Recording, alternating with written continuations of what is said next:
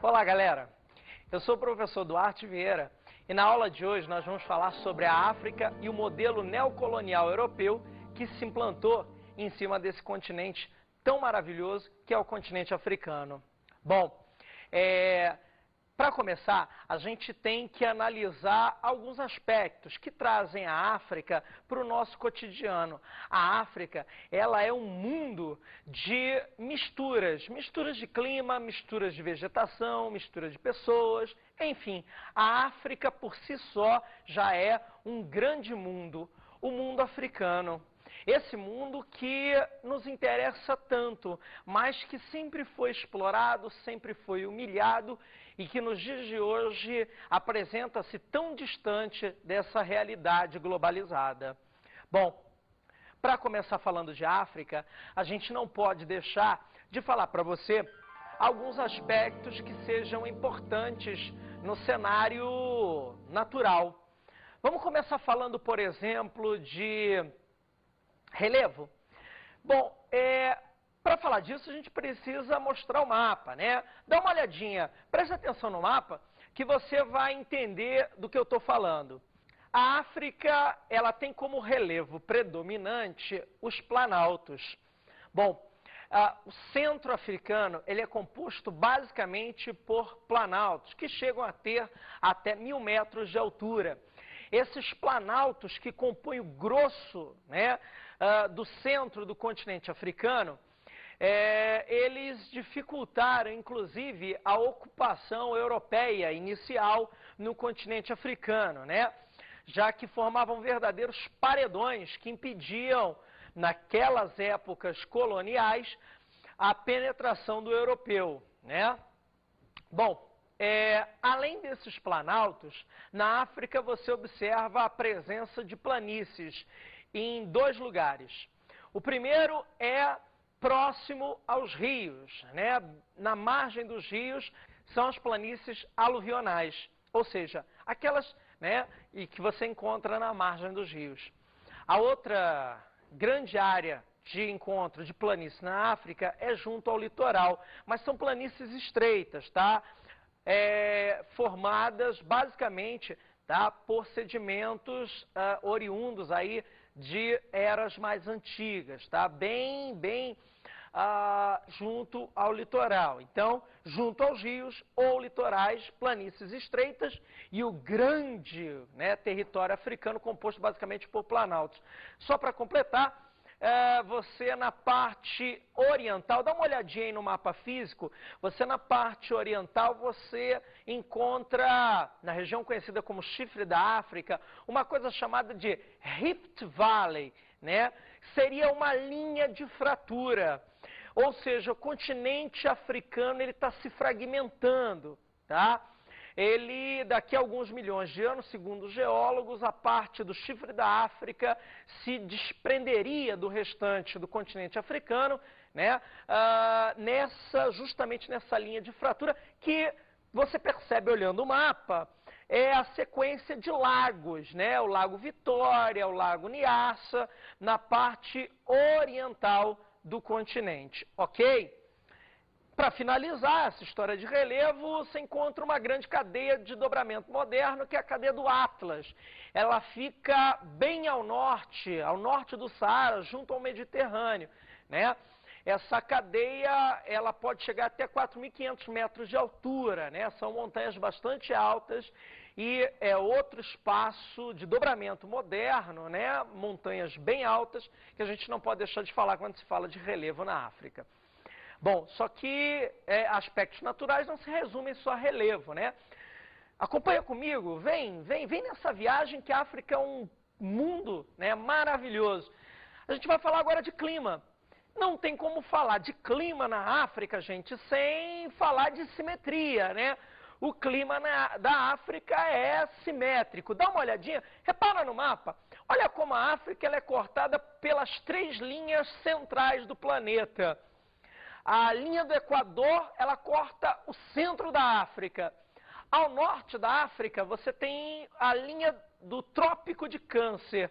E ao sul da África, você tem o Trópico de Capricórnio. Ficou fácil, né, identificar assim? o continente africano é cortado pelas 3 linhas, quer dizer, boa parte dele está na faixa intertropical do planeta, quer dizer, na faixa mais quente. Com isso, o clima foi bem dividido. No centro você tem clima equatorial, preste atenção, indo para o norte aparece o clima tropical, indo para o sul, tropical. Mais ao norte aparece, próxima à linha do Trópico de Câncer, o grande desertão do Saara. Ao sul, na linha do Trópico de Capricórnio, um deserto conhecido como deserto de Kalahari, na Namíbia. E nas extremidades, o temperado Mediterrâneo, tanto ao norte quanto ao sul. Ficou fácil. É só você fechar que encaixa.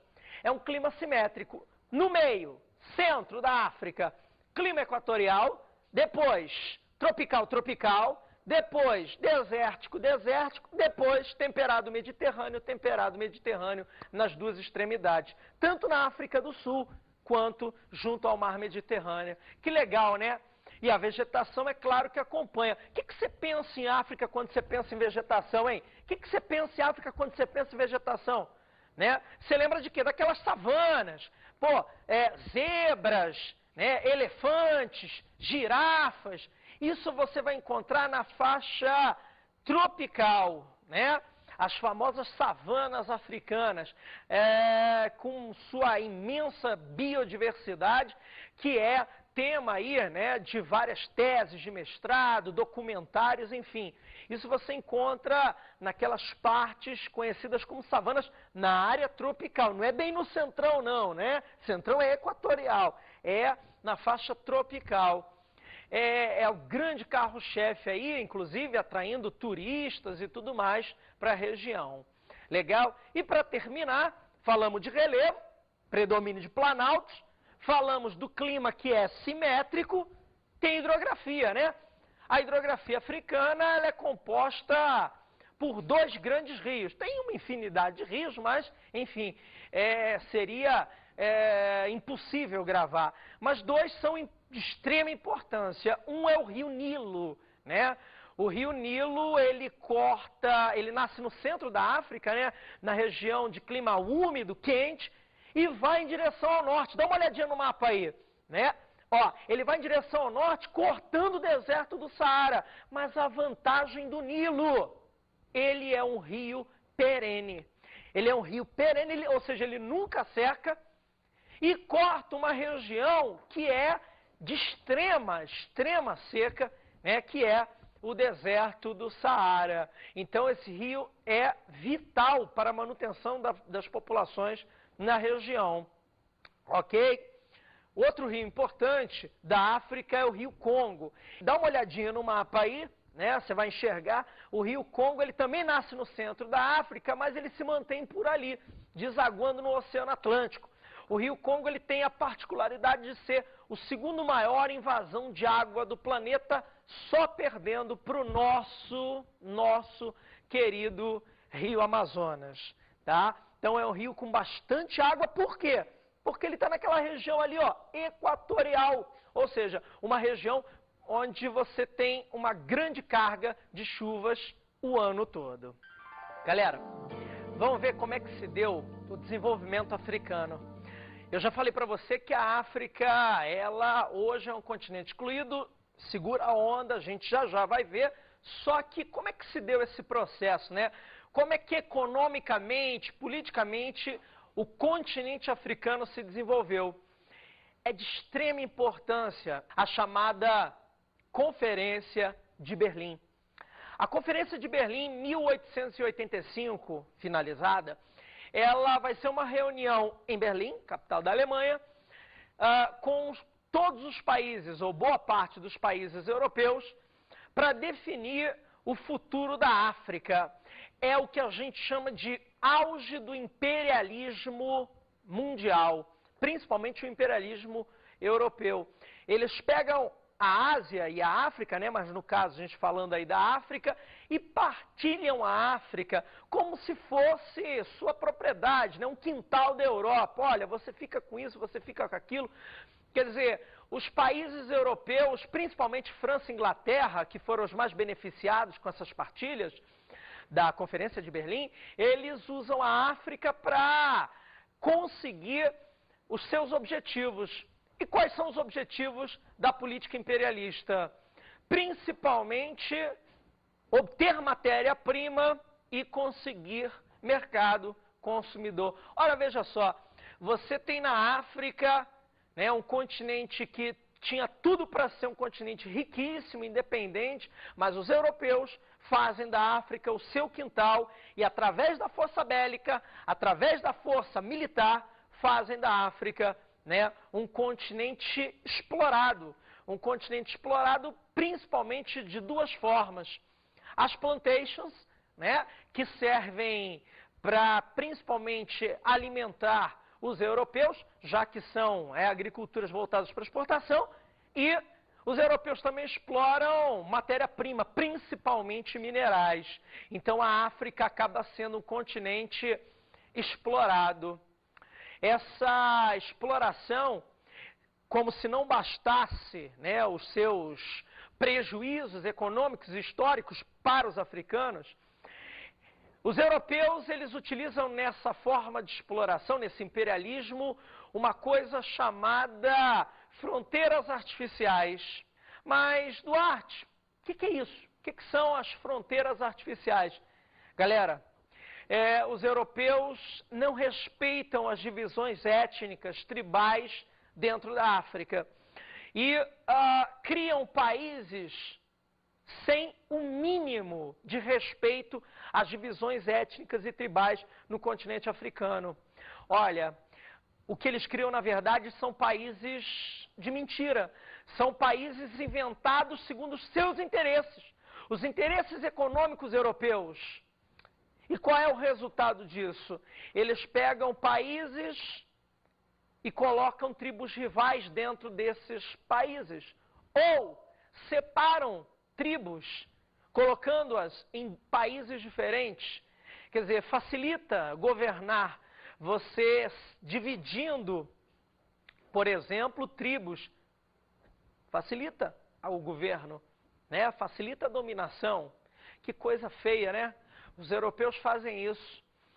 Um exemplo clássico disso é Ruanda. Ruanda é um paísinho lá no centro da África. Dá uma olhada no mapa, hein? Ruanda é dividida em duas partes, Tutsis e Hutus, mas os ingleses... Tutsis e Hutus, Duarte? Peraí, o que é isso? Tutsis e Hutus. São tribos rivais, se odeiam. E elas são colocadas no mesmo país. Quem colocou? A Inglaterra. A Inglaterra coloca essas duas tribos rivais dentro de um único país e chama aquele país de Ruanda. Esse quadro de domínio europeu e de fronteiras artificiais vai até a Segunda Guerra Mundial. Gente, começa o processo de descolonização na África. Galera, existem alguns motivos para explicar essa descolonização. Anota aí. O primeiro é o próprio enfraquecimento dos europeus na Segunda Guerra Mundial. A Segunda Guerra Mundial que se desenrolou principalmente na Europa, né? Europa arrasada, Europa destruída. E as potências, mesmo as vencedoras da Segunda Guerra Mundial, caso de Inglaterra e França, estão arrasadas. Então se enfraquecem nessa dominação junto ao continente africano. A segunda explicação é que durante a Segunda Guerra Mundial, parte dela se desenvolveu na África, alguns grupos africanos foram armados, o que criou, né, movimentos armados por independência depois da Segunda Guerra Mundial. E terceiro, você está anotando, né? O terceiro motivo é que na África você tem, com a Segunda Guerra Mundial, a chegada de ideais de libertação, né? Ideais de liberdade, criando uma consciência em alguns grupos dentro da África que posteriormente se transformaram, né, em ideias de independência. Então, ideias de independência, os europeus acabaram armando os africanos no conflito da Segunda Guerra Mundial. E o enfraquecimento dos europeus criaram condições para a descolonização africana que se deu nos anos 50, 60 e 70. Galera, após isso, após essa descolonização, a África ela tem que optar. Os países, à medida que se tornavam independentes dos europeus, vai embora, show europeus, esses países eles tinham que optar ou socialismo ou capitalismo. É o mundo na Guerra Fria, é o mundo pós-Segunda Guerra Mundial. A África, ela tem uma importância geopolítica nesse momento. As superpotências brigam, as superpotências lutam por áreas de influência. E a África, os recém-países, né, independentes, agora show europeu, foi embora, caem nas mãos de ou União Soviética ou Estados Unidos. Essa luta entre as superpotências acaba financiando ditaduras horrendas para os africanos. Por exemplo, as superpotências apoiam ditadores, dando armas, fornecendo dinheiro. Esses ditadores chegam ao poder e se aliam à potência ou Estados Unidos ou União Soviética que o apoiou, né? E os africanos se livram dos europeus, mas caem nas garras ou dos Estados Unidos ou de União Soviética. Olha que situação, né? Comandados por ditadores como, por exemplo, um cara chamado Mobutu Sese Seko. Esse cara foi ditador num paísinho que se chamava Zaire, hoje é a República Democrática do Congo. Esse cara governou o Zaire por cerca de 34 anos. Né? A fortuna pessoal desse cara, Mobutu Sese Seko, desse ditador, era algo em torno de 5 bilhões de dólares depositado nos bancos da Suíça, enquanto a população do Zaire passava fome, né? Mas a ajuda americana, ela era interceptada e ia parar nas contas, né, do ditador e dos seus seguidores, enquanto que a maioria da população vivendo na miséria, na mais absoluta fome, né, na mais absoluta falta de perspectiva para o futuro. Bom, mas mesmo assim a África ainda tinha grandes atrativos para as superpotências durante a Guerra Fria. A Guerra Fria acabou. 1989, Muro de Berlim caindo, socialismo, né, indo para o espaço, a Guerra Fria acabou a partir de 89. E nos anos 90, qual é o papel da África? Eu posso te responder. A África perde a importância geopolítica porque o mundo pós-Guerra Fria depende da importância geoeconômica. E a África não tem. A África, atenção, guarda isso, nos anos 90, a África é um continente excluído. A África é um continente fora do mercado da globalização, fora do mercado globalizado. Tem um país que é exceção, daqui a pouco a gente vai falar dele com calma, que é a África do Sul. Mas o restante do continente africano, e até mesmo dentro da África do Sul, você observa que a maioria da população, ela está fora. Gente, vamos falar da África branca. Ela está localizada na parte norte da África. Ela corresponde basicamente à área ocupada pelo deserto do Saara e suas, né, bordas. Bom, a África branca, como eu já falei, tem uma influência muito grande do deserto, né? Predominam climas secos. É uma região onde a água é um bem muito precioso. Essa região, ela foi ocupada, tá, basicamente por povos de origem árabe, né, que com a expansão do islamismo vieram do Oriente Médio e ocuparam esse norte da África. Eu posso citar alguns países, como Egito, como Líbia, como Argélia, né? São países onde predomina a população de pele branca, daí o nome África branca, e predomina também uma única religião, que é o islamismo, que é uma religião monoteísta. Bom, esse predomínio dos árabes como etnia, esse predomínio do islamismo como religião no norte da África, ele ajudou no processo aí de luta contra o invasor europeu, né? A aglutinação dos povos em torno de uma única religião, né, sendo uma única etnia, ajuda nesse processo de, por exemplo, manutenção da língua árabe, né, como a língua predominante no norte da África. Uma coisa importante, aluno, que você não pode esquecer, é que o islamismo vem crescendo na região, inclusive vem avançando para a África Negra, né, em direção ao sul, ao centro e ao sul do continente africano. Tem países como Camarões, países como Sudão, onde boa parte da população negra já é islâmica, né? Já adotou a religião islâmica como a sua religião oficial. É importante também notar que o deserto do Saara, né, essa parte branca, vem avançando para o sul. O deserto vem crescendo, entre aspas, numa região que a gente chama de Sahel, né? Sahel é a borda do deserto. Esse crescimento é decorrente de dois fatores, né? O crescimento do deserto. Basicamente, uso errado, né, de técnicas agrícolas, quer dizer, você não tem um mínimo de cuidado com o solo, isso leva ao processo de desertificação, e as constantes retiradas aí de vegetação nativa, né, vegetação original, o desmatamento que também provoca essa aceleração aí no processo de desertificação. Bom, para a gente fechar essa parte norte da África, vamos falar do Magrebe.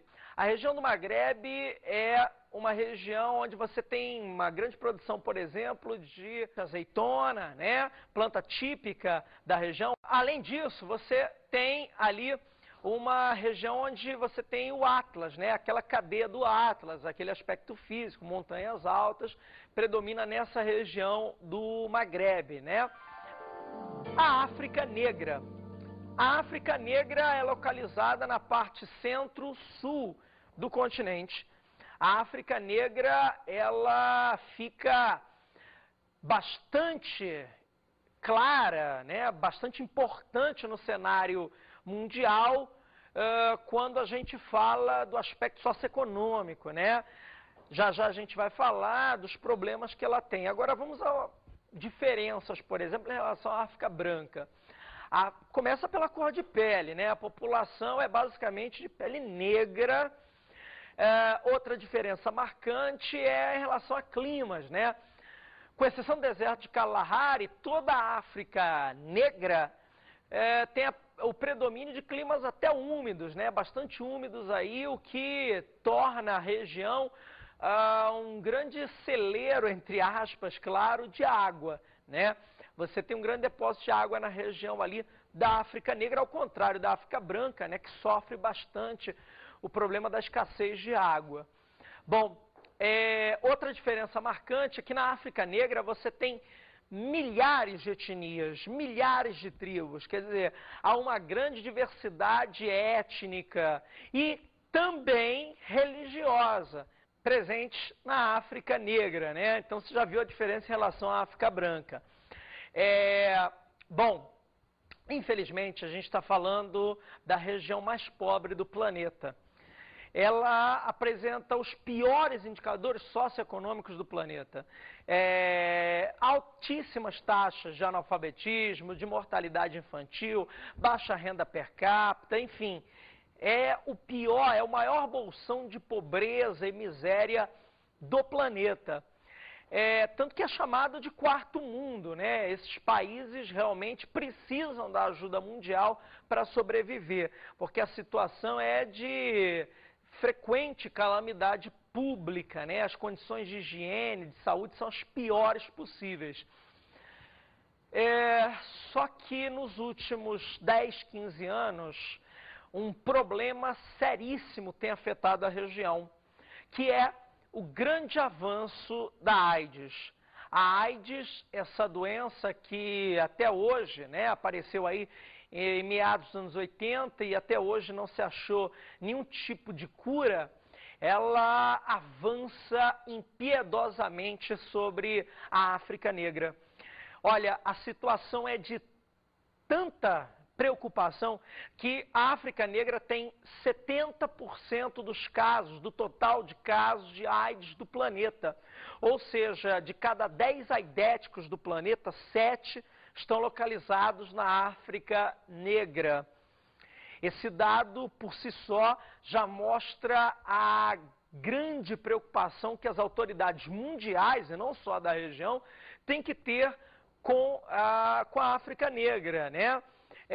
Dados como, por exemplo, dados estarrecedores, como, por exemplo, em Botsuana, um país da região, de cada 6 mulheres grávidas, uma, né, já tem o vírus da AIDS, quer dizer, 1/6 das mulheres grávidas já com o vírus da AIDS, o que é, né, bastante preocupante, porque o feto, tá, já pode nascer contaminado. Os motivos dessa grande, né, expansão da AIDS na região são, primeiro, praticamente não existem, né, campanhas de prevenção, né, os governos são muito pobres, praticamente não existem métodos preventivos, tá, sendo distribuídos pelo governo, o sistema de saúde pública é terrível, os governos, quando o doente já está infectado, né, os governos não têm dinheiro para manter esse doente, né, existe agora uma coisa chamada o coquetel anti-AIDS, que é bom lembrar, não é a cura da AIDS, tá? Não vá pensando que é a cura da AIDS, mas ajuda a manter durante um certo tempo a vida da pessoa. Os governos africanos dessa região não têm dinheiro para bancar isso, quer dizer, então você tem todo esse quadro. E para terminar, uma outra explicação para esse avanço da AIDS na região são as práticas tribais, né? Algumas práticas tribais que, sexualmente falando, não prevêem nenhum tipo de prevenção e acabam contaminando, né, verdadeiras populações inteiras aí e fazendo com que a AIDS avance bastante, de maneira bastante alarmante na região. É realmente preocupante esse quadro. Agora, tem um paísinho da região que é especial. O nome desse país, África do Sul. A África do Sul tem uma minoria de população branca, cerca de 15%, enquanto a maioria, 80% a 85%, são de negros. No início do século XX, os brancos, elite, no poder, confiscaram as terras.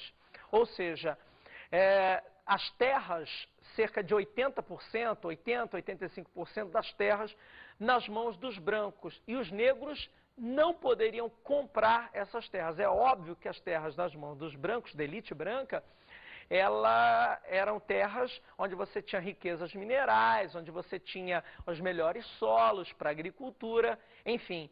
A elite branca domina as melhores terras, latifundiários, e os negros ficam como sendo reserva de mão de obra. Em 1959, ocorreu a criação do apartheid, ou seja, o convívio entre brancos, elite, no governo, e negros, maioria da população, fica extremamente separado.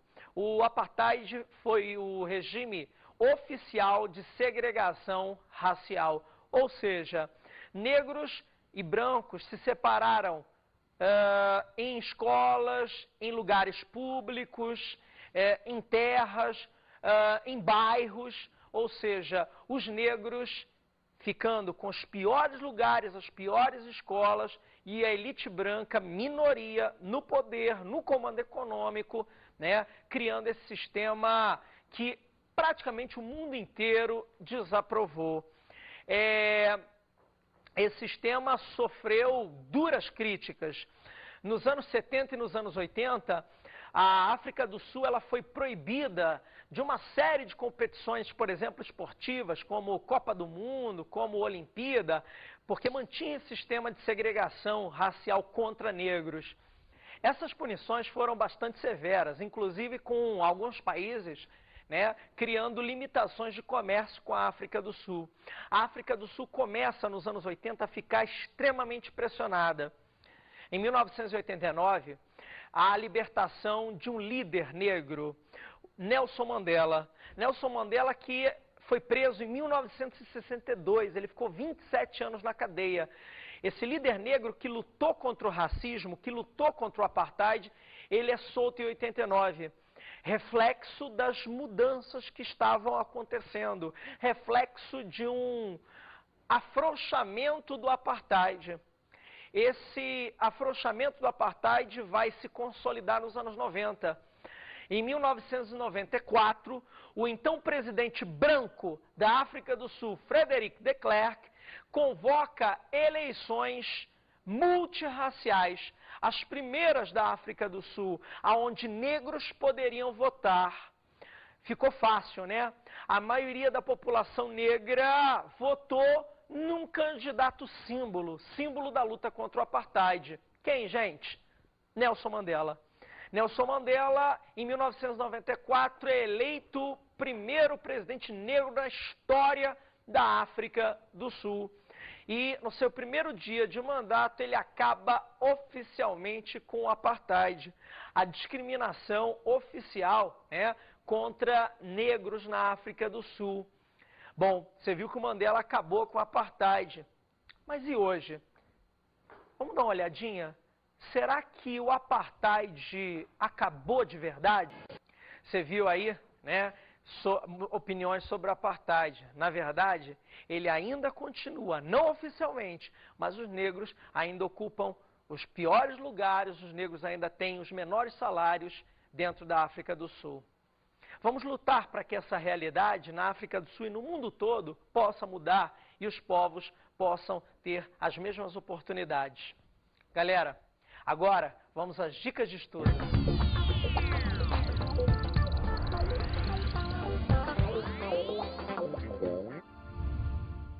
Bom, gente, como dica de estudo, você pode pegar alguns documentários sobre Nelson Mandela, que mostram bem a realidade sul-africana e o racismo do apartheid. É um tema que sempre aparece em vestibulares ou em provas de ensino médio. Bom, um grande abraço do professor Duarte, até a próxima, vejo vocês, tchau!